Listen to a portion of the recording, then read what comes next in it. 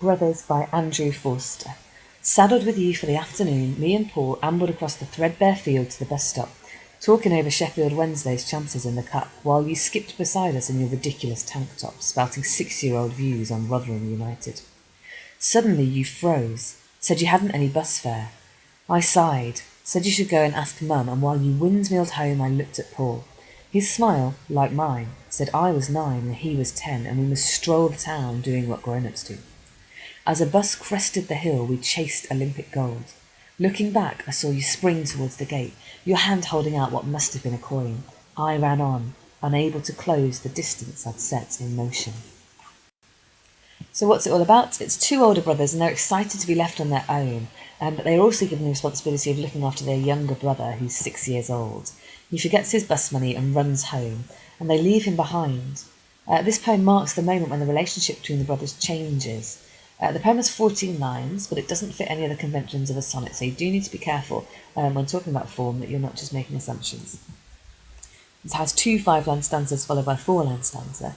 Could this suggest that the last line, like the youngest brother, is left behind, and that is the gap that is unable to be closed? So to start the poem with saddled, the very first word emphasises the frustration that the older brother feels.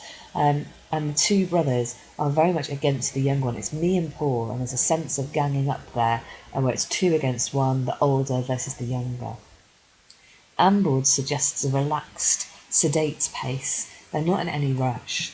And whereas skipped suggests innocence and spouting suggests a lack of care, this contrasts the verbs to describe the older brothers to the younger.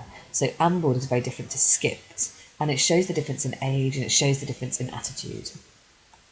6-year-old views somehow implies his views are irrelevant, and later on when we find out that the older brothers are 9 and 10, it seems really sad that in 3 years they still feel that his views are irrelevant and that theirs are more important.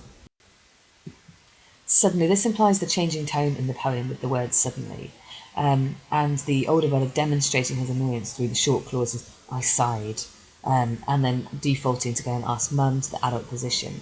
Windmilled home is a lovely metaphor to describe the childish movement. You can imagine with the arms flailing everywhere, and he's running home as fast as he can, and it's a very childish, very innocent movement. Where the older brother says his smile, like mine, said I was 9 and he was 10, the commas there and the subordinate clause indicate the connection between the 2 older brothers, and quite deliberately the phrase says like mine to indicate how similar they are in their thoughts. The gap is only 4 years old between the oldest brother and the youngest brother, but it can't seem to be crossed or closed throughout the duration of this poem. There's a real distance between the 2 older brothers and the youngest. And again, the contrast in verbs used to describe the movement of the brothers. There's a stark contrast between windmilled, which is very innocent and childish, and strolled, which is mimicking adult movement, which they say doing what grown-ups do.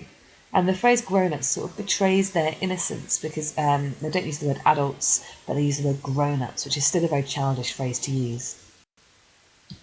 And the final stanza, this maturity that they seem to have been trying to emulate, been trying to copy throughout the rest of the poem, seems to disappear slightly with the metaphor of we chase the Olympic gold. The mature strolling of the last stanza contrasts with their childish imagination, meaning they're running as fast as they can and they're imagining that they're in an Olympic race. Looking back is an interesting phrase to use because the whole poem can be seen as a reflective piece, but it can also mean he physically looked over his shoulder.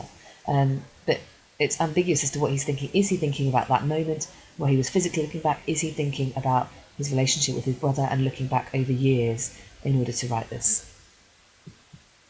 Spring, again, to continue the theme, the childish movement. And the last point, I ran on, unable to close the distance I'd set in motion. So is this a physical or metaphorical closing of distance? Is he powerless to resolve the relationship problems? He says, I'd set in motion. So is the speaker accepting the blame for the damage to the relationship? And is it ever possible to close the gap and to mend the relationship of the brothers?